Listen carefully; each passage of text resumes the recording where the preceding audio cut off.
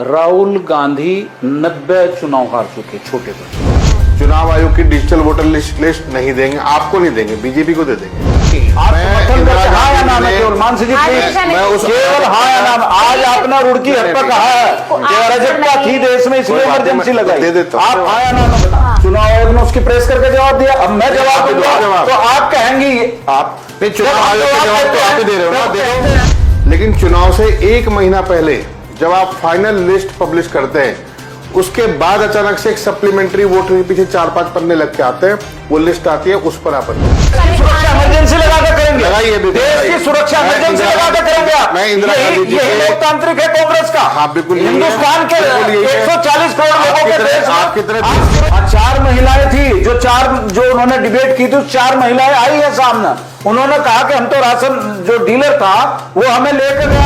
जमीन कहाँ है इनकी, ये बात बताइए। मानसिक राहुल गांधी जी एसआईआर को लेके बिहार में जब से राहुल गांधी राहुल गांधी या तो आप सबूत दो और या एफिडेविट दो, अन्यथा आपकी बात निरर्थक और अलोकतांत्रिक है।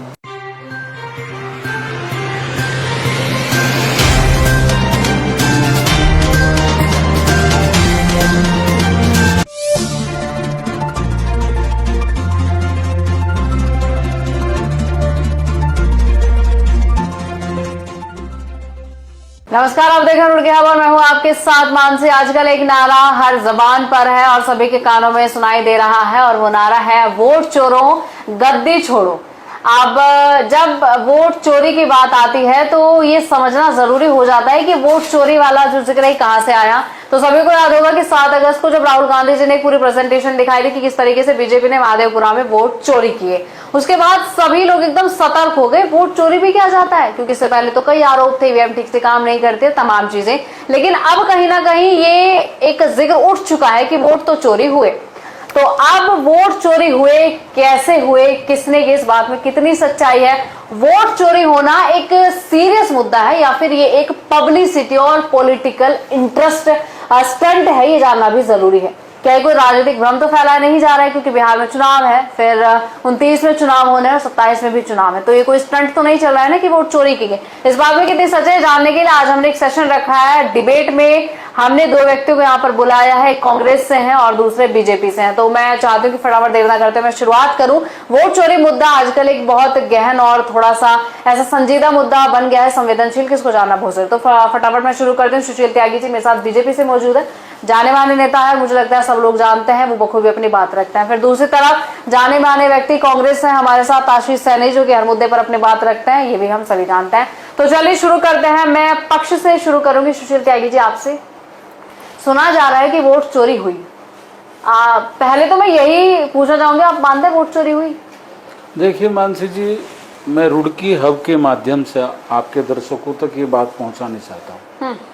हिंदुस्तान में पिछले 1 दशक से राहुल गांधी 90 चुनाव हार चुके, छोटे बड़े। और वो हर स्टेट में जब जाते हैं तो वो एक नया ऐसा इशू लेकर आते हैं जिसका कोई महत्व नहीं होता। अब उन्होंने कहा कि वोट चोरी, कांग्रेस का इतिहास रहा है कि इन्होंने तो लोकतंत्र को चोरी किया था। 1975 में जब इंदिरा गांधी रायबरेली से हारी, इलाहाबाद हाईकोर्ट ने कहा था और उस चुनाव को अवैध घोषित किया था। और वो किस मुंह से कह रहे?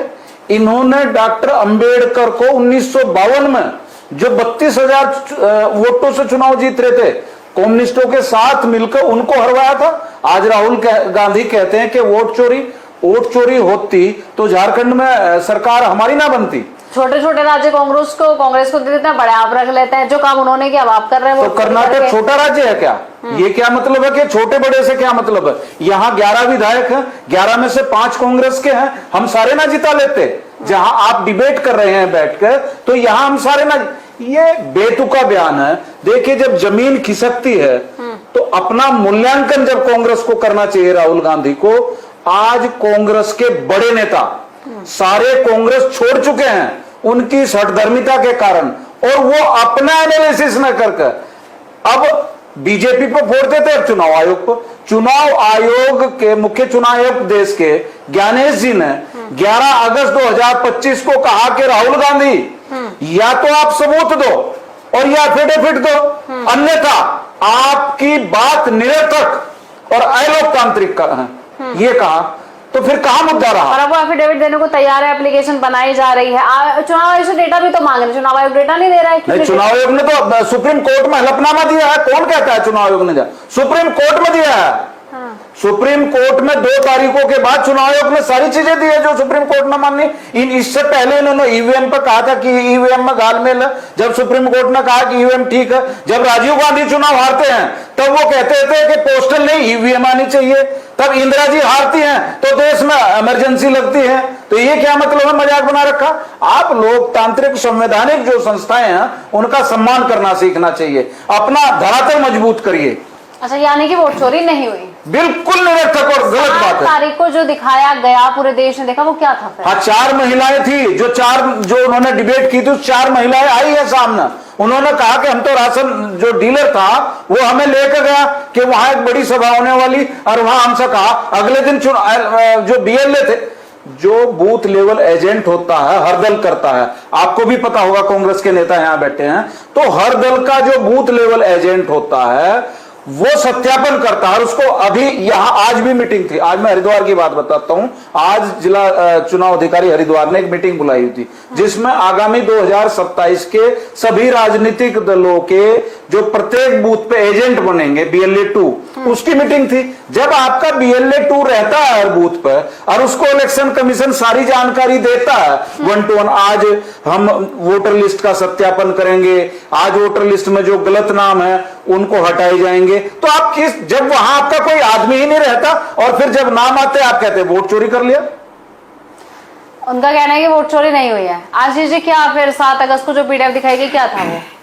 देखिए, अभी बीजेपी के नेताजी ने बड़ा अच्छा प्रवचन दिया, बड़ा सुंदर भी लगा, लेकिन अभी इंदिरा गांधी जी के बारे में कहा कि इमरजेंसी लगी। हाँ। तो थोड़ा सा मैं आपको दर्शकों को बताना चाहूँगा, क्योंकि ये वो शिगुफा है जो हर बहस में छेड़ते हैं और भाषण में छेड़ते हैं। इंदिरा गांधी जी ने PV पर राजघरानों के बंद किए, भूदान आंदोलन चलाया, जमीनों को सीलिंग एक्ट लगाया, परमाणु परीक्षण किया, बैंकों का राष्ट्रीयकरण किया और ऐसे बहुत सारे काम किए जो आज इंदिरा गांधी जी के इतिहास में याद रखे जाते हैं। लेकिन जो हाईकोर्ट का और तत्कालीन डिस्ट्रिक्ट कोर्ट का निर्णय था वह केवल इसलिए था कि प्रोफेसर यशपाल कपूर एक प्रधानमंत्री कार्यालय के अधिकारी थे और उनके चुनाव के दौरान वो दिखे तो सरकारी मशीनरी के दुरुपयोग का मामला चलाया और कोर्ट ने इंदिरा गांधी जी की सदस्यता को खारिज कर दिया। वो अपील में गई, अपील में जाने के बाद हाईकोर्ट ने भी उसको खारिज किया और इसके बाद अभी वो प्रक्रिया चल ही रही थी। चुनाव में इनको शायद जानकारी नहीं होगी, मैं बता देता हूँ, जब कोई इलेक्शन पिटीशन डाली जाती है तो वो चुनाव के जो कार्यकाल होता है उसका 5 साल का, उसके दौरान ही उसके निर्णय आते हैं और उसके बाद हाईकोर्ट और सुप्रीम कोर्ट में अपील करते हैं।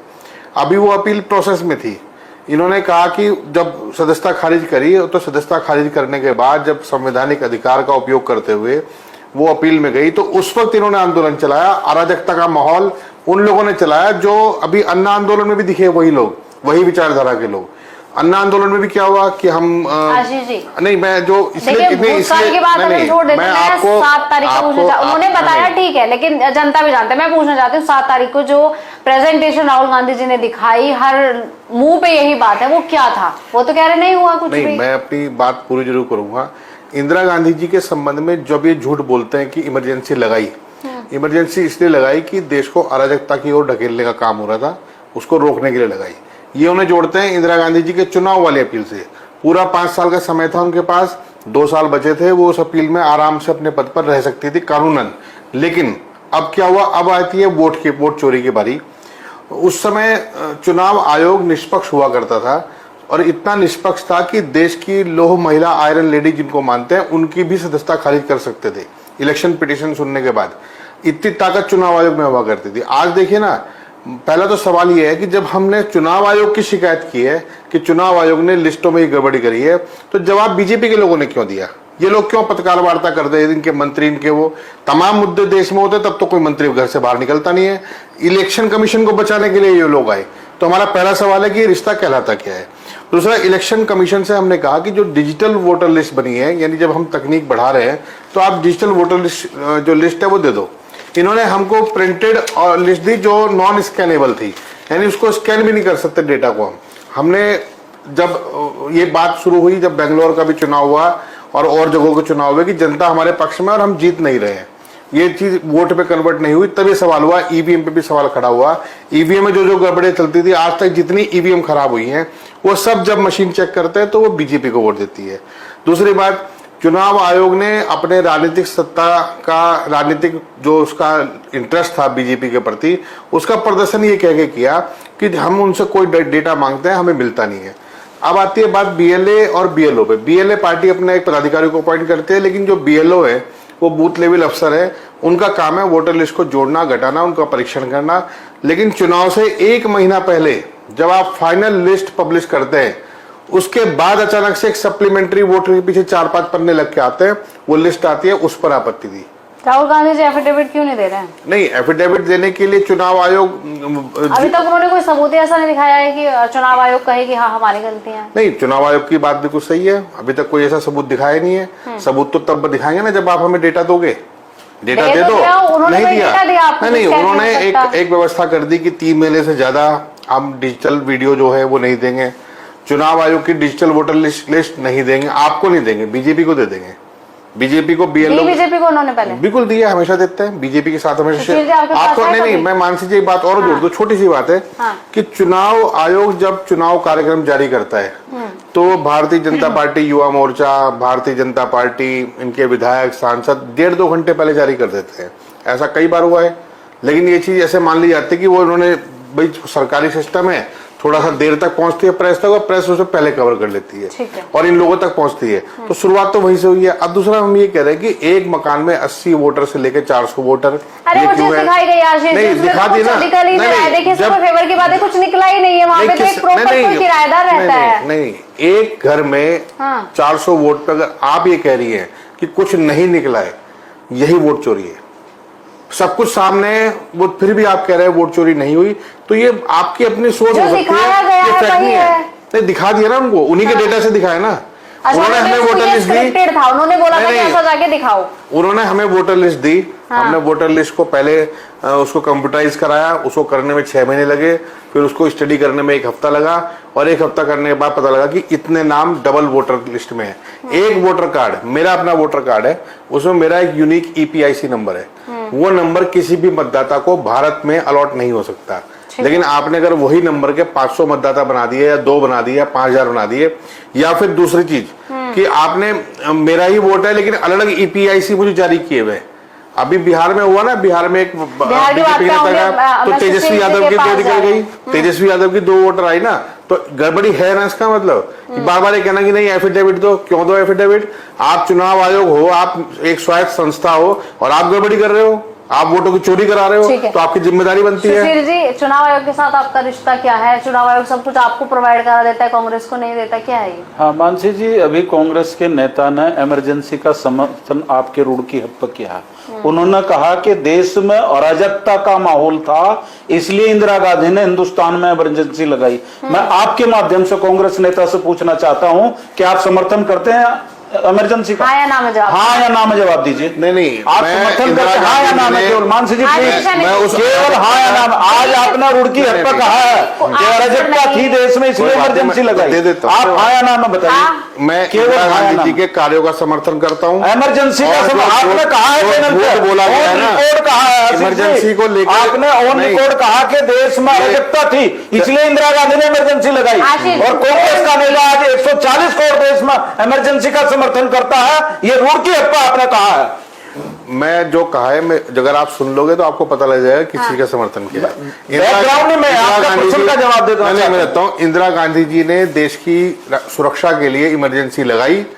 उस इमरजेंसी में कुछ लोगों के साथ देश की सुरक्षा इमरजेंसी लगाकर करेंगे, लगाइए, देश की सुरक्षा इमरजेंसी लगाकर करेंगे आप। मैं इंदिरा गांधी जी यही लोकतांत्रिक है कांग्रेस का। हाँ बिल्कुल, हिंदुस्तान के 140 करोड़ लोगों के देश आप कितने देश की सुरक्षा जो है इमरजेंसी, ये तो तानाशाही है। आप तानाशाही के डंडे से देश को हाँकना चाहते थे, इसीलिए हिंदुस्तान के लोगों ने आपको 20 साल तक घर बिठाया, और आगे भी 20 साल तक नहीं आने वाले। जी, जब जवाब चुनाव आयोग से मांगा तो बीजेपी ने सामने आकर जवाब क्यों दिया? जी नहीं, क्यों लगी? 11 अगस्त 2025 को हिंदुस्तान के चुनाव और सारे चुनायुक्त ने 11 बजे प्रेस की और कांग्रेस को तथ्यों के साथ कहा कि आप या तो जो आपने पूरा प्रेजेंटेशन दिया था उसके हमें सबूत प्रोवाइड कराइए। अब ये कहते हैं कि सबूत तो वो देते मैं बताता हूं। आपने, एक मिनट में आऊंगी आपके पास। उन्होंने कहा, ज्ञानेश जी ने कहा कि आप शपथ पत्र के साथ अपना सबूत दीजिए, तब हम आपकी बातों को मानेंगे,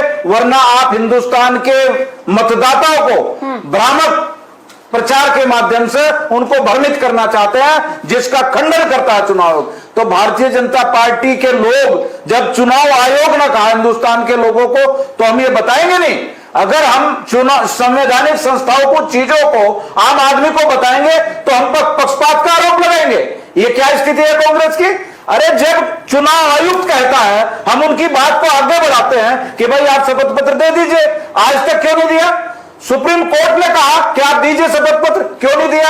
आप सारी संवैधानिक संस्थाओं को झूठा करार देते हैं और केवल अनगढ़ चीजें, जमीन आपकी खिसकती है, बेकार की बातें हर राज्य में लेकर जाते हो। मैं आपके चैनल के माध्यम से कहना चाहता हूं, जो बिहार की स्थिति है बहुत बुरी हार होने वाली है कांग्रेस की, यकीन मानिए मानसी जी। मैं रुड़की हब के माध्यम से यहाँ कहता हूँ आपको, बिहार में तो गठबंधन से सकारात्मक चल रही है। आपको पता चल जाए, गठबंधन तो यहाँ भी किया था उत्तर प्रदेश में, तो इन्होंने उन्हें नहीं, अब वहां कर रहे, पता चल जाएगा आपको। जब व्यक्ति अपनी जमीन को खोता है, नीतीश कुमार आपके पाले में है, तो क्या स्थिति बिहार की खराब स्थिति? मैं ये कह रहा हूं कि कांग्रेस को पता चलेगा हमारी स्थिति का, तो जब पता चले, जब प्रचंड बहुमत के बाद हम सरकार बनाएंगे वहां। कंफर्म हो चुका है, अभी बनाई नहीं, कल बनाएंगे। हमारे हर बूथ पे इतने लोग हैं, इतनी ताकत और मजबूती से हम काम करते हैं। ये तो सड़क पर घूम रहे, और कभी ईवीएम को, कभी चुनाव आयोग को, राहुल गांधी जी बिहार में है। बिहार में है, तभी तो जमीन तो कुछ नहीं, मोदी जमीन कहाँ है इनकी? ये तो फर्क है। बताइए मानसी, राहुल गांधी जी एसआईआर को लेके बिहार में, जब से राहुल गांधी एसआईआर क्यों कराना चाह रहे हैं? फिर आप 65 लाख लोगों को कितने नंबर है, नोट कन्फर्म ऑर्डर, वो हटा देंगे। एसआईआर का क्या मामला है बिहार में? तो बिहार का आप मेरे से प्रश्न पूछ रही ना, हाँ। चुनाव आयोग ने उसकी प्रेस करके जवाब दिया, अब मैं जवाब दूंगा तो आप कहेंगी, आप नहीं, चुनाव आयोग का जवाब तो आप ही दे रहे हो ना। कहते हैं कि चुनाव आयोग की जगह बीजेपी के लोग देते हैं। अब आपने कहा कि 65 लाख लोग, अगर ये बांग्लादेशी घुसपैठे हिंदुस्तान में होंगे, अब तो चुनाव आयोग ने कहा कि हम तो हिंदुस्तान के कोने में कराएंगे, जिनके माध्यम से, जिनकी घुसपैठ करा के जो बांग्लादेशियों को और ये रखते हैं हिंदुस्तान में, जिनके फर्जी वोट बनाते हैं, क्या उनका हिंदुस्तान के लोगों का अधिकार नहीं छीनते क्या वो? ये कितने लोग फर्जी पाए गए वहां? आशीष सहनी जी, बिहार में भले आपकी तिगड़ी बन जाए, तेजस्वी, राहुल गांधी, मुलायम जी इकट्ठा हो जाए, लेकिन कुछ होने वाला नहीं है, वो कह रहे हैं। नहीं, बिल्कुल सही कह रहे हैं, क्योंकि उनको पता है कि वो तो खरीद फरोख्त वाले लोग हैं, वो कम पड़ेंगे तो खरीद लेंगे। उनके पास तो अदानी और अंबानी जी के तिजोरी में उन्होंने इतना पैसा डाल रखा है कि अगले जितने विधायक है सबको खरीद सकते हैं 100-100 करोड़ रुपए देके। ये तो भ्रष्ट लोग है, ये कोई ईमानदार लोग थोड़ी ना है। ये तो आपके रोजगार से लेकर कारोबार से लेकर सब कुछ। नहीं, ये खरीद रहे ना, हम तो इसीलिए रोक क्यों नहीं रहे? नहीं तो रोक तो रहे हैं। ये जो एसआईआर की बात की इन्होंने भी, और बड़े एक आराम से ले लिया नाम, बांग्लादेशी, वो एक मेरे ख्याल रोहिंग्या का नाम ये भूल गए, लेकिन रोहिंग्या भी ये लोग अक्सर मीटिंग में बोलते हैं। तो 11 साल से गृह मंत्रालय आपके पास है, आप कर क्या रहे हैं? पहली बात ये बताइए। दूसरी बात, अनुराग ठाकुर एक बड़े नेता है बीजेपी के, उन्होंने उन जगहों पे ऐसा जो मुद्दा उठाया वोटों की गड़बड़ी का, वोटर लिस्ट में गड़बड़ी का, 2 बड़े नेताओं ने, तो उस पर चुनाव आयोग ने कोई एक्शन नहीं लिया, और अब उनकी जबान खामोश कर दी गई है पार्टी के अंदर कि आपको बोलना नहीं है इस मुद्दे पे। मैं ये कह रहा हूँ कि एक वोटर लिस्ट, उसमें कुछ डाउट क्रिएट हुए, एक जगहों पे बहुत सारे मकान, एक EPIC अलग नंबर पर, एक ही व्यक्ति के अलग पिक, उसके बाद एक फोटो में गड़बड़ी, कहीं कई चीजों में गड़बड़ी पाई गई। तो दर्द तो हर उस पार्टी को होना चाहिए जो जिसके मतदाता उस क्षेत्र में रहते हैं। बीजेपी को भी चुनाव आयोग से पूछना चाहिए कि भाई गड़बड़ी है, इसे ठीक करो। आप इतना तो बोल देते, आप थोड़ा प्यार से बोल देते। तो अगर आप गठबंधन कर ही रहे हो तो उनको NDA में शामिल कर लो, चुनाव आयोग को। ज्ञानेश अग्रवाल जी को टिकट दे दो आप लोकसभा की, यही तो करते हैं। कहीं किसी मीडिया हाउस के मालिक को टिकट दे रहे हैं, कभी किसी जज को दे रहे हैं जो आपके फेवर में फैसले सुनाते हैं, कहीं पे आप चुनाव आयोग को दे देंगे। तो जो सत्ता का भ्रष्टाचार आपने जिस तरह का नंगा नाच पूरी बीजेपी पूरे देश में खेल रही है, चुनाव आयोग ने साफ कहा कि आपका जो आधार कार्ड है वो मतदाताओं के पुनर्निरीक्षण में प्रभावी नहीं होगा। नंबर 1 बात। इन्होंने कहा पासपोर्ट लाइए, ड्राइविंग लाइसेंस लाइए। जो बहुत गरीब व्यक्ति है, जो गाड़ी नहीं चलाता है, बाइक नहीं चलाता, उसके पास ड्राइविंग लाइसेंस की जरूरत नहीं, ना वो बनाता बना। जो व्यक्ति इनको लगता है कि जो गरीब लोग हैं, देश के कमजोर लोग हैं, वो कांग्रेस के वोटर हैं, और जो अमीर लोग हैं वो बीजेपी के वोटर हैं। इन्होंने देश को 2 हिस्सों में बांट दिया है। ये 38% और 62% में बांट चुके हैं। अब उसके बाद जब इन्हें चुनाव लड़ने में हिंदू मुस्लिम भी खत्म हो गया, 80% हिंदुओं को लेकर ये चुनाव लड़ने वाली पार्टी है, उनके रोजगार से लेकर कारोबार उनकी जेब तक खाली कर चुके हैं, तो आज ये बांग्लादेशी रोहिंग्या को लाते हैं अचानक में। तो जो बिहार में क्या एजेंडा चला रहे हैं यही एजेंडा इनके पास। दिल्ली में चुनाव होगा तो वहां भी बांग्लादेशी, कहीं बंगाल में चुनाव होगा तो वहां भी बांग्लादेशी, बिहार में हो रहा है तो वहां भी बांग्लादेशी। इनके एक मुख्यमंत्री है जो सबसे ज्यादा हिंदू मुस्लिम और इस तरह की जो हरकतें हैं वो करते हैं। क्या नाम है? हेमंता विश्व शर्मा। आसाम पब्लिक भ्रष्टाचार के मामले में, सार्वजनिक भ्रष्टाचार जिसे कहते हैं, उस मामले में हिंदुस्तान में नंबर 1 है। 3000 बीघा एक जिले में अलॉट कर दी और कोई पूछने वाला, कोई कहने वाला नहीं है। झारखंड में इनकी SEZ है, वहां पर मैं ये इसलिए बता रहा हूं कि ये जो जरूरत क्यों पड़ी इनको और कौन पैसा लगा रहा है, इसे बीजेपी के दफ्तर से पैसा नहीं खर्च हो रहा, ये पैसा लग रहा है बड़े बड़े उद्योगपतियों का, जिनकी एक ऑर्डर जो सरकार उनके फेवर में सुनाती है और उसी में उनको 10, 15, 20, 50 हजार करोड़ रुपए आराम से बचता है। इनके सबसे ईमानदार चेहरे वाले, जिनकी बड़ी अच्छी पॉलिश की गई, नितिन गडकरी, अभी पिछले 6 महीने में उनके सारे भ्रष्टाचार खुल चुके हैं। और वो इसलिए नहीं खुले, कौन बोल रहा है?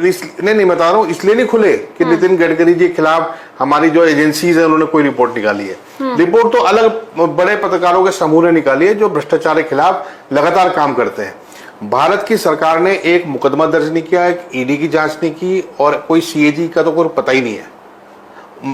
जो मामले, अब 70,000 करोड़ का घोटाला बिहार में आया, सबसे ज्यादा पुल बिहार में गिरे हैं। कहाँ है इनका ईमानदार मुख्यमंत्री और ईमानदार प्रधानमंत्री? अब मैं इनका एक सवाल का जवाब और दे देता हूँ।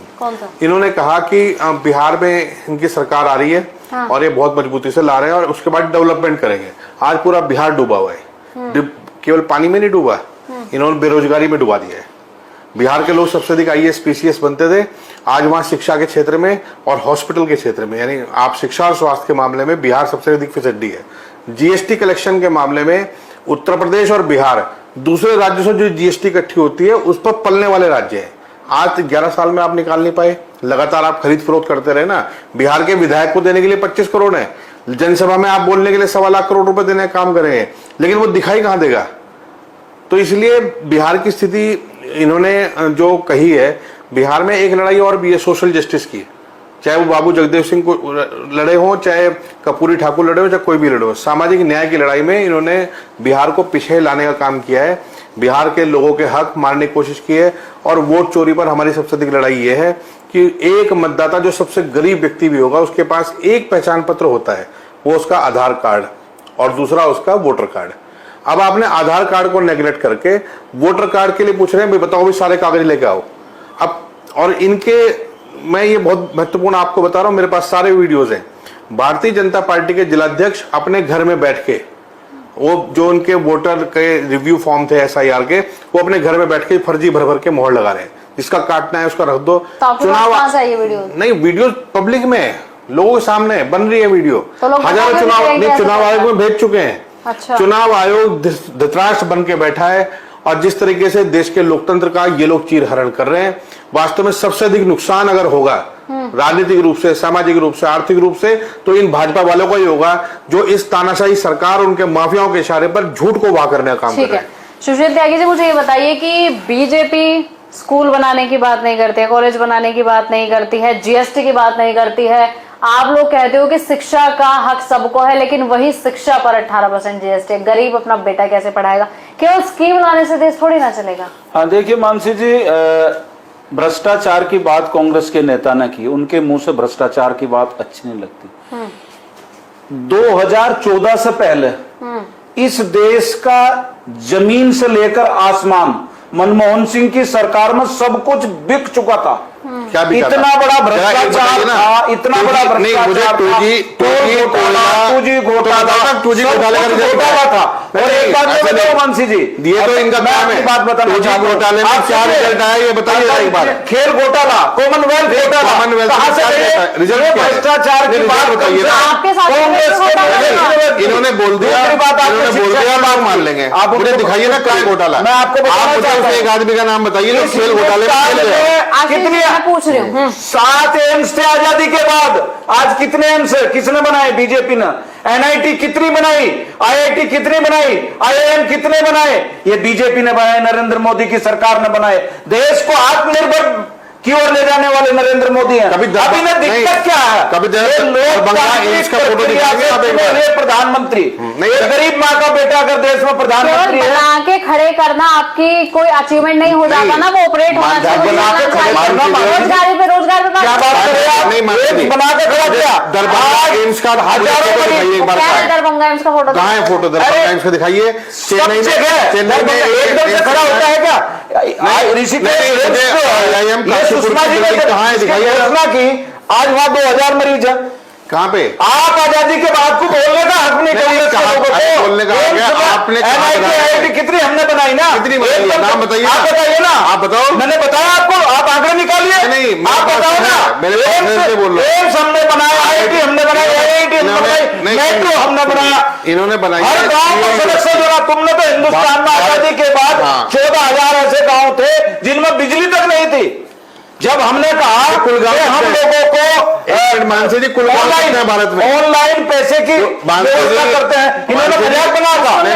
इन्होंने मजाक बनाया था। और आज की स्थिति आज भी सड़कों की स्थिति कोई बैठो शहर का हाल देखिए। तो आज ये सारा जो झूठा पर काम क्या हो रहा है यहाँ पे? आप शहर का इन्होंने बोला है अभी, शहर पे भी जवाब दूंगा आप, लेकिन अभी जो विषय है। अच्छा, रोजगार पे तो बीजेपी बात ही नहीं करती है। कल आपके उसमें हो रही शासन में, आज से पहले इक्का दुक्का हम सुनते थे कि पेपर लीक हो। आपके शासन में तो आज पेपर लीक हो रहा है। कौन सा पेपर लीक हुआ? उत्तराखंड में कितने पेपर लीक नकल विरोधी कानून में 10 साल की सजा है, 10 लाख रुपए जुर्माना है, हमें लेकर आए हैं। सूचना देने वाले को किया था। सुशील जी, नकल विरोधी कानून की जरूरत क्या पड़ी? क्योंकि पेपर लीक हुए। कानून की जरूरत तब पड़ती है जब चीजों को सख्त किया जाता है, पारदर्शी किया जाता है। मानसी जी देखिए, कानून जब सरकार आती है, लोगों को पारदर्शिता मिले और उनका हक मिले, इसलिए कानून की जरूरत पड़ती है। अब उत्तराखंड में वो हक छीना गया पेपर लीक करके, गिरफ्तार हुए, जेल गए, और अब तो कानून गिरफ्तार भी हुए, जेल भी गए, फिर भाजपा में चले गए। कोई नहीं। आप नकल विरोधी कानून के बाद मानसी जी, मैं आपके रुड़की हद पर कहना चाहता हूँ, एक घटना बताइए, एक भी घटना नकल विरोधी उत्तराखंड में लागू होने के बाद एक घटना किसी परीक्षा में? उत्तराखंड में आपकी सरकार थोड़ी है। तो कहाँ? तो देश की बात करते, बताइए आप कहाँ हैं? बताइए ना। मुझे काफी हरियाणा में लीक हुए, उत्तर प्रदेश में लीक हुए, काफी लंबा। आप लोग अगर कहीं कोई उस पर तत्काल कार्रवाई की, देखिए भ्रष्टाचार कार्रवाई करके आपके चैनल पर मैं एक बात कहता हूं, नरेंद्र मोदी की सरकार में एक भी मिनट, इन्होंने अभी बात बताई ना, सुप्रीम कोर्ट ने अभी नितिन गडकरी जी का नाम ले रहे थे। हिंदुस्तान का अगर कोई पढ़ा लिखा व्यक्ति भी नहीं है, वो भी जानता है कितना बड़ा डेवलपमेंट हुआ है। कहाँ पे? ठीक है नहीं? सड़कों के इंफ्रास्ट्रक्चर में नहीं, टोल बताएंगे नहीं, इंफ्रास्ट्रक्चर डेवलपमेंट हुआ। आपको बताना चाहता हूं उन्होंने किया, और ये क्या काम कर रहे हैं? ऐसे लोग खड़े किए सुप्रीम कोर्ट के गेट पर पीआई लेकर खड़े रहते हैं कांग्रेस के जो एजेंट। अब इन्होंने कहा, जिसकी बात कर रहे थे कि जो एथेनॉल मिलाया जाता है कि वो बंद होना चाहिए, अभी सुप्रीम कोर्ट ने कहा कि नहीं होगा बंद। और ये इनके एजेंट सुप्रीम कोर्ट के गेट पर रहते हैं पीआई लेकर, ताकि डेवलपमेंट ना हो पाए। इनको दिक्कत ये है कि ये कभी सत्ता से दूर नहीं रहे मानसी जी। आज तलब है वो सड़कों पर झूठे आप संवैधानिक, सुप्रीम कोर्ट का फैसला इनके पक्ष में नहीं आया, सुप्रीम कोर्ट पर आरोप, चुनाव आयोग इनके पक्ष में नहीं आया, उस आरोप। जी, ये जनता के मुंह पे है, सीबीआई आपकी, सीआईडी आपकी, सुप्रीम कोर्ट आपका, चुनाव, ये जनता में परसेप्शन किसने फैलाया कि सब आपका है? सारे जो विपक्ष के नेता आप उनके पीछे, ये हमारा नहीं है, ये संवैधानिक संस्थाएं हैं, ये इनके टाइम में भी थी। आपका तो सब सारी सरकार गिराने का काम कांग्रेस का एक रिकॉर्ड है, ये पार्लियामेंट में देखते हैं लोग, आप भी देखते हैं, आप सर्च करके देख लीजिए किसने किया हिंदुस्तान में सबसे ज्यादा। नरेंद्र मोदी या बीजेपी की सरकार आने के बाद एक सरकार बताइए कि किसी को लोकतांत्रिक तरीके से शुरू करूंगा। एक आप मिनट बताओ। अभी मैं लास्ट वाले सवाल शुरू करता हूं। इन्होंने कहा कि सरकार वाली बात करें, कांग्रेस ने धारा 356 का इस्तेमाल करके राज्यों की सरकारें गिराई, क्योंकि कांग्रेस सरकार में केंद्र में थी, राज्यों में कोई भी दिक्कत हुई तो सरकार गिराई। उसकी अच्छाई और बुराई सब हमने झेली है। दूसरी बात, इन्होंने सरकारें 356 मानते हैं ना, 356 का उपयोग सबसे ज्यादा किया। आपके चैनल पर कहा होगा हमारी सरकार होगी तो हम ही करोगे। कांग्रेस नहीं, आपने कहा कि 356 का हमने सुन लो पहले, अभी आप पहले जो कान के और दिमाग के कनेक्शन जोड़ लो, क्योंकि आप सुन तो रहे हो लेकिन बोल कुछ हो रहे हो। मैं कह रहा हूँ क्योंकि सरकार जो केंद्र में रहेगी वही उस कानून का उपयोग करेगी। कांग्रेस लंबे समय सरकार में रही 55 साल तक, तो कांग्रेस ने ही उपयोग करने के मामले झेले हैं, उसकी अच्छाई और बुराई। जब कोई पुलिस का थाने का इंचार्ज किसी को जेल भी भेजेगा और किसी को सड़क पार भी कराएगा तो उसकी अच्छाई और बुराई उन्हें झेलनी है। नंबर एक, इन्होंने सरकारें गिराने के लिए धारा 356 जो संविधान द्वारा दी गई है उसका इस्तेमाल नहीं किया। इन्होंने 25-25 करोड़ रुपए, 50 करोड़ रुपए विधायकों के सिर में डाले, उनके इस्तीफे कराए, उनको अपनी पार्टी में लाकर चुनाव लड़ाया। बीजेपी ने सबसे बड़ा गला तो अपने नेताओं को घोटा है जो उनके पार्टी में थे और वहां अगर दूसरी पार्टी के एमएलए रहे। महाराष्ट्र में आपने सत्ता का कितना नंगा नाच किया। आप अभी तो जगदीप धनखड़ जी वाला मामला भी पूरी ढंग से खुला नहीं है, लेकिन मैं इतना बता देता हूं कि महाराष्ट्र के लोगों के जो पर्सनल वीडियो का इस्तेमाल आपने, मैं बड़ी जिम्मेदारी से कह रहा हूं, पर्सनल वीडियो का इस्तेमाल उनको समर्थन देने के लिए किया और इसके लिए आज आपके यहां राजनीतिक संकट महाराष्ट्र में खड़ा हो रहा है। दूसरी बात मैं आपसे कहूंगा, आपने कहा कि जो ये सरकारें गिराने का काम हमने किया, जब हमारे समय में था आपने विधायकों की खरीद फरोख्त करके कितनी सरकार गिराई है, जरा उसकी सूची अगर आपके पास हो तो दे दो और नहीं हो तो रहने दो। देश उन्होंने पूछा था, आप बता दो कितनी गिराई। उसकी बहुत सारी सरकारें, ऐसा कोई राज्य नहीं बचा, उत्तराखंड भी इसमें चपेट में आया। उत्तराखंड के 9 विधायक इन्होंने तोड़े और अपनी पार्टी के आज विधायक बना रखे हैं। ठीक है, आज है या नहीं है? उनको जिताने के लिए आज बताइए कि बीजेपी के लोगों ने उनको जिताने में कोई कोर कसर छोड़ी? पूरी मदद की और पूरी सहायता की, क्योंकि वो व्यक्ति थे जो अपनी पार्टी छोड़ के भ्रष्टाचार करके उधर भागे। उत्तराखंड में तो केवल गनीमत ये रही कि उनकी सदस्यता खारिज हो गई। कई जगहों पर 2/3 बहुमत की समस्या आई, कहीं पे कोई और दिक्कत आई। मध्य प्रदेश में इन्होंने यही काम किया, महाराष्ट्र में यही काम किया, राजस्थान में यही काम किया, और तो कहाँ जाइएगा। हरियाणा में इन्होंने दुष्यंत चौटाला के साथ सरकार बनाई, बाद में उसको भी धक्का दे दिया। ये अपने सहयोगी दल को निपटा लेते हैं। और जो आसाम जो सबसे भ्रष्ट राज्य है वो व्यक्ति भी कांग्रेस से गया है, मुकुल राय पश्चिम बंगाल में शारदा चिटफंड घोटाले में, और शुभेंदु अधिकारी भी उसमें, और बहुत सारे लोग भी। जब कोई घोटाला करता है तो वो कांग्रेस का होता है, जब वो सारे पैसे लेकर जब बीजेपी में जाता है तो वॉशिंग मशीन में धोके वो बढ़िया हो जाता है। फिर यही बीजेपी के लोग उन्हीं के नारे लगाते हैं, और फिर अगर वो वापस दोबारा इधर से आ जाए तो फिर वो खराब हो जाता है। तो ये तो इनका चाल चरित्र है। बीजेपी के बात का कोई लॉजिक नहीं है, बिल्कुल लॉजिक से बाहर गए। इन्होंने एम्स की बात की, आईआईटी की बात की, सब चीजों की बात की। आईआईटी की जो फीस थी वो 6 गुना बढ़ चुकी है, एमबीबीएस की फीस 9 गुना बढ़ चुकी है। आज की डेट में अगर हायर एजुकेशन के सरकारी संस्थान में भी सिलेक्शन होता है तो कोई भी मिडिल क्लास माँ बाप अपनी जमीन या प्लाट बेचे बगैर अपने बच्चों को पढ़ा नहीं सकता। इन्होंने शिक्षा को बेइंतहा महंगा किया है। इन्होंने जेएनयू को बदनाम किया जो पूरे एशिया की टॉप 10 यूनिवर्सिटी में है, सिर्फ इस बात पे कि आप हमसे सहमत नहीं हो, आपकी राजनीतिक विचारधारा अलग है। अब मैं एम्स की बात कर रहा हूँ, चेन्नई में और दरभंगा के जो एम्स है वहां भी खाली प्लाट है। और एक लास्ट में अपनी बात कह रहा हूं क्योंकि हमें पता है कि हमें समय थोड़ा कम मिल जाता है, ज्यादा नहीं बोल पाते। इन्होंने एक जियो यूनिवर्सिटी बनाई। जियो यूनिवर्सिटी का मालिक कौन है वो तो सब जानते ही हैं। उसको 1000 करोड़ रुपए अनुदान दिया और अभी वहां नर्सरी तक की भी क्लास नहीं चलती। उन्होंने कहा सर खाली प्लॉट पड़े। अब मैं आपसे सुशील जी ये पूछना चाहती हूँ कि जब आप शिक्षा, वही क्वेश्चन मेरा दोबारा रहेगा, जब सब कुछ आपका है, शिक्षा पर इतनी जीएसटी काम नहीं चाहते हर घर का हर बच्चा पढ़े? 18% जैसे शिक्षा पर लेने का क्या इंश्योरेंस मतलब है? टोल टैक्स हर जगह, देखिए महंगाई पर। अच्छा, बीजेपी को नहीं लगता कि महंगाई बहुत ज्यादा है? व्यक्ति कैसे पलेगा, कैसे वो काम करेगा? महंगाई पर कुछ नहीं बोलते बीजेपी। गिने चुने कोर्स आईआईटी में होते थे, आज लगभग 3 गुना ज्यादा कोर्सेज हैं आईआईटी में। सवाल फीस का है, लेकिन सवाल फीस का है कि फीस कितनी करी है? तनख्वाहें बढ़ती हैं, उनके जीवन शैली बढ़ती है, तनख्वाहें कम पड़ेगी तो नौकरी होगी, बेरोजगारी। आईआईटी रुड़की का बजट 1200 करोड़ रुपए का है, लेकिन उसके बाद 1 लाख से ज्यादा 1940 में फीस थी। आप बताइए मानसी जी, जो 1940 में फीस थी आज वही ली जानी चाहिए। देखिए लाइफस्टाइल खर्च नहीं होता इंफ्रास्ट्रक्चर पर। सुशील जी, अच्छा ये कहाँ से आएगा सर? एक मिनट, प्रधानमंत्री ने अभी 15 लाल किले की आशीष जी कहा हो गया आपका आप एक मिनट सुन लीजिए। अभी लोगों को जिम्मेदारी है कि शिक्षा और स्वास्थ्य बिल्कुल निःशुल्क दे। अभी देश के पास संस्थान नहीं थे, तब हम बहुत कम सुशील शुल्क में जी, दे पा रहे ठीक थे। है, आशीष अब जी, आप ठीक देश है। में चौथी इकोनॉमी बन रहे हो मैं- और आप एजुकेशन फ्री नहीं दे पा रहे आशीष जी, हो, तो काय की इकोनॉमी बढ़ रही है? आशीष जी, मैं आपको रोकती हूँ। अगर इस बात पे मुझे मैसेज है, मुझे सिर्फ ये बात पूछना है सुशील जी, आप जानते हैं बेरोजगारी दर हमारे देश में कितने हैं? 69% हमारे देश में बेरोजगारी दर है। कहाँ है आपका रोजगार? देखिए, हाँ, आप रोजगारी के आंकड़े केवल गवर्नमेंट जॉब से देखते हैं मानसी जी। नहीं, प्राइवेट सेक्टर है, सारा डाटा है, गवर्नमेंट जॉब है, उस सबको मिला के सबसे ज्यादा रोजगार मैं आपको बताता हूँ। सुशील जी, रेलवे में 70% भर्तियां हैं, लेकिन ये रेल जो इतने ओवर एक्सीडेंट हो रहे किस वजह से हो रहे? क्योंकि आपके पास अब कर्मी नहीं है। क्यों नहीं है? क्योंकि आप लोग लेना नहीं चाहते। अभी रेलवे ने भर्ती निकाली, उससे पहले क्या कहाँ है रेलवे की भर्तियां? रेल तो बेचने में हर लगे हुए हैं। डिपार्टमेंट की रेल तो जरूरत बेच रहा है ना, इसमें जरूरत क्या है?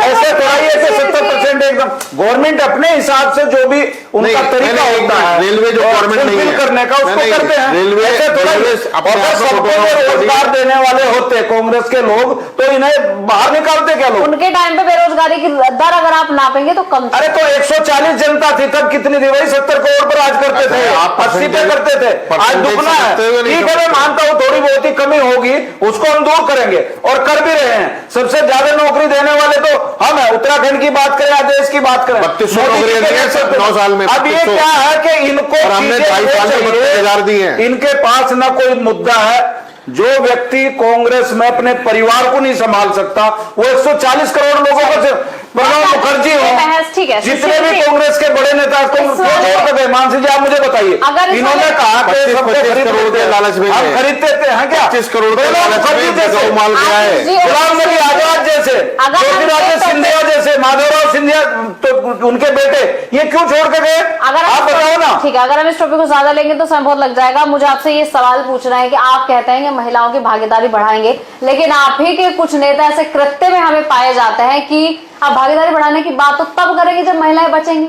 महिलाएं बच ही नहीं रही है तो आप भागीदारी कहां से बढ़ाएंगे? एक भी महिला, जितने भी अभी तक कृत्य हुए, मुझे तो बोलते हुए शर्म आती है, जो जो चीजें संलिप्त आपके नेता पाए गए, क्या कार्रवाई आपने उन पे करी? देखिए अंकिता हत्याकांड से आप मुझे बता दीजिए क्या हुआ? मैं किसी एक पर्टिकुलर विषय को लेकर आप पूरी बीजेपी को ब्लेम नहीं संलिप्त कर आपके सकते। नेता थे। मैं बताना चाहता सुशील हूँ, जी, हाँ, बीजेपी अगर कोई ऐसा व्यक्ति कहीं इन्वॉल्व होता है, उस पर तुरंत कार्रवाई करती है। इतना बड़ा परिवार है, लेकिन ऐसा नहीं है कि सेफ्टी हमने ही महिलाओं का भागीदारी की है। चाहे आरक्षण देने का काम हो, चाहे कोई भी काम हो, हमने किया है महिलाओं के संरक्षण और के लिए। रेप केस भी आप के शासन में बढ़ा है। मैं कहता हूँ कोई पर्टिकुलर आप के शासन में घटना पर आप पूरी बीजेपी को ब्लेम नहीं कर सकते। इसका मैं खंडन भी करूंगा। हम आप एक बात बताइए, कहीं कोई ऐसा व्यक्ति आया हो और उस पर कठोर कार्रवाई ना हुई हो, उसका कहीं बचाव किया? मैं आपके चैनल के माध्यम से कहना चाहता हूं,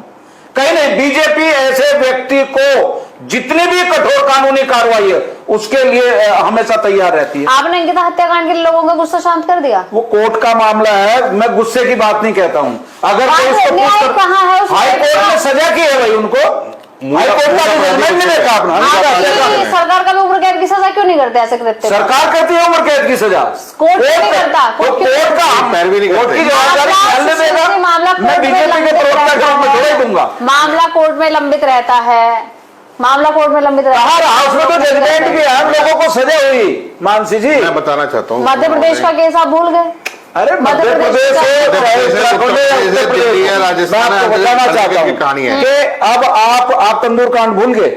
अब आपको ये ध्यान आया, कांग्रेस के करते भूल गए क्या क्या होता था देश में? शासन पकड़ पकड़ कर लोगों को, मैं इसलिए तो बता, अहमद इन्होंने तो लोगों की नसबंदी तक की है, पकड़ पकड़ के। भाई सही से कर देते तो आज सही से मैं करते ना नसबंदी। यही बताना चाहता हूँ। इंदिरा गांधी जी अगर इसलिए नसबंदी एक सही चीज से अगर करवा कहीं देती गलत हुई है तो वो मैं आपके अपने चैनल से ही पैदा कहता हूँ, संविधान के खिलाफ बोलती है। हमेशा जो है उसके खिलाफ सख्त कानून नहीं वो लाती है और उसको तुरंत बाहर भी करती है और उसको सजा दिलाने का काम भी करती है। हमारे यहाँ ऐसा कुछ नहीं है। महिलाओं का सम्मान हम ना करते तो आज 33% आरक्षण ना होता। एक और सुशील जी, परसेप्शन आपके खिलाफ चलाया जाता है कि मुख्यमंत्री योगी आदित्यनाथ उत्तर प्रदेश के वो नारा देते थे पिछले चुनाव में पाए गए, हिंदू एक हो जाओ, एक रहोगे तो सेफ रहोगे।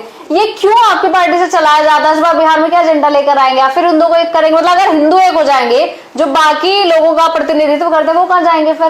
तो उसमें किसी कांग्रेस के नेता ने ऐसा बयान नहीं दिया नहीं, जैसा आपके इन्होंने- नेता ने आप दिया। मुझे एक बात बताओ, इन्होंने कहा कि इसमें आपको दिक्कत क्या है? नहीं, अगर हम ये कहेंगे कि देश का हिंदू को जातिगत एकजुट हो जाना चाहिए, इसमें आपको मानसी जी आपत्ति है क्या? मुसलमान कहाँ जाएंगे? अरे वो देश में ही रहेंगे। हमने कहा कि देश का हिंदू मतदाता एक हो जाओ, तो उसमें आपको आपत्ति क्या है? नहीं, इसमें मैं भी कहता हूँ, हिंदुओं को क्यों साध रहे हो आप लोग? मैं बता- हिंदुओं का क्या मानसी जी, बात? एक कमाल की मानसी बात है, हिंदुस्तान में हिंदुओं का एकजुट होना अपराध है क्या मानसी जी? मुस्लिम नहीं, वोटर ये- आपका नहीं मैं है? ये नहीं कहता, मुस्लिम आप नहीं है क्यों? देश के सभी मतदाता हमारे फिर हैं, हिंदू एक हो जाओ।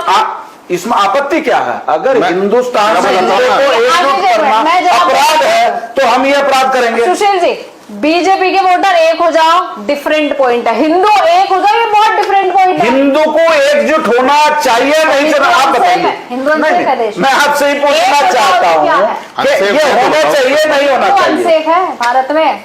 देश अच्छा, के अब एक रहोगे तो सेफ रहोगे, किससे सेफ देश रहना है के इनको? संसाधनों पर नहीं, मैं- तो मुस्लिमों का पहला अधिकार है, ये ये जवाब होना नहीं देंगे। चाहिए। कांग्रेस के प्रधानमंत्री जवाब का नहीं है। देंगे। कोई बयान नहीं है आपके नहीं पास? देंगे। देश के संसाधनों पर मुस्लिमों का पहला अधिकार है। फिर नहीं ये देंगे, कांग्रेस ने नहीं कहा। देंगे जवाब। आप मुझे बताइए, असल- ये कांग्रेस ने कहा ना, एक मिनट, वो मुझे- ये कहते हैं कि नहीं, मैं जवाब मुसलमानों दूंगा का ना। पहला अधिकार है, और हम बिल्कुल, कहते हैं देश बहुत में बढ़िया। सभी लोगों का अधिकार नहीं, है। मैं- तो ये गलत है या सही है? नहीं, उन्होंने नहीं, नहीं, एक- उन्होंने नहीं कहा कि मुस्लिम एक हो जाओ। आप कहते हो कि एक रहोगे तो सेफ रहोगे, और वो कहते हैं सेफ होने की किससे जरूरत है? हर हिंदू आतंकवादी होता है। ये किसने कहा? ये कांग्रेस ने कहा। आपने- ये किसने कहा? कांग्रेस ने कहा आपने ना। अपने तो हम अगर देश के 80% लोगों की बात करते हैं, बात घुमाने से सुशील जी जवाब नहीं आता। आशीष जी, क्यों आप कहते हैं कि हिंदू आतंकवादी है? देखिए, मुझे ये ज्यादा- कंगना रनौत ने कहा था आपको, देखिए- आपकी मंडी सांसद ने। नहीं। जब किसानों को ये आप कांग्रेस के बोल नहीं नेताओं सकते। ने कहा था। कंगना रनौत ने जब किसानों को प्रदर्शन हुआ उन्हें बलात्कारी मैं कहा, हिंदू आतंकवादी की बात कर रहा हूँ। कंगना वो किसानों का मुद्दा था। देखिए, जो मानसी जी आप याद वो करिए। कह रहे हैं कि नहीं, हिंदू बिल्कुल- आतंकवादी नहीं, कहते हो आप नहीं, लोग। बिल्कुल सही कह रहे हैं, ये बड़े नेता हैं, बिल्कुल कहते सही हो आप कह रहे लोग हिंदू हैं। नहीं, मैं आतंकवादी बता रहा हूँ ना, हम हाँ कहते हैं। उन्होंने आपके देखो, चैनल पर नहीं, कहा नहीं, कि मैं कह रहा हूँ तीन ना। घटनाएं ऐसी हुई, इन्होंने अरे महाराज, दो मिनट इमरजेंसी रुक का जाओ। समर्थन किया, तानाशाही का किया, और अभी कह रहे हैं कि बिल्कुल हिंदू करेंगे, आतंकवादी बिल्कुल होते हैं। करेंगे। इससे बड़ा संविधान का प्रमाण क्या होगा मानसी जी? जो संवैधानिक आपने अधिकार होगा, स्टेटमेंट क्लियर करिए, आपने क्या कहा कि हिंदू आतंकवादी है? नहीं, जब आप मुझे बोलने देंगे तभी क्लियर होगा। पहले बताइए, हिंदू आतंकवादी हाँ या नाम है? नहीं, हिंदू आतंकवादी है? साध्वी प्रज्ञा आतंकवादी है या नहीं है? आप बताइए जरा। नाथुराम गोडसे आतंकवादी है या नहीं है? और आज जो हिंदुत्व के नाम पे जिस तरीके से संगठित लूट चल रही है, वो सड़कों पर लोगों को जबरदस्ती मारा जा रहा है, ये आप आतंकवादी घटना है या नहीं है? आप भारत के प्रधानमंत्री विदेश में जाएंगे और विदेश के लोगों से कहेंगे भारत जिंदाबाद बोल दो, वो उस देश की जिंदाबाद बोलेंगे जिस देश में रहते हैं। चलिए ठीक है Ashish ji, thank you so much, आपने हमें अपना समय दिया। अगर कुछ रह गया हो तो हमें प्लीज कमेंट्स करके बताइएगा। आइए, वोट चोरी को लेके हमने डिबेट की थी और आपने अपना समय दिया। Thank you.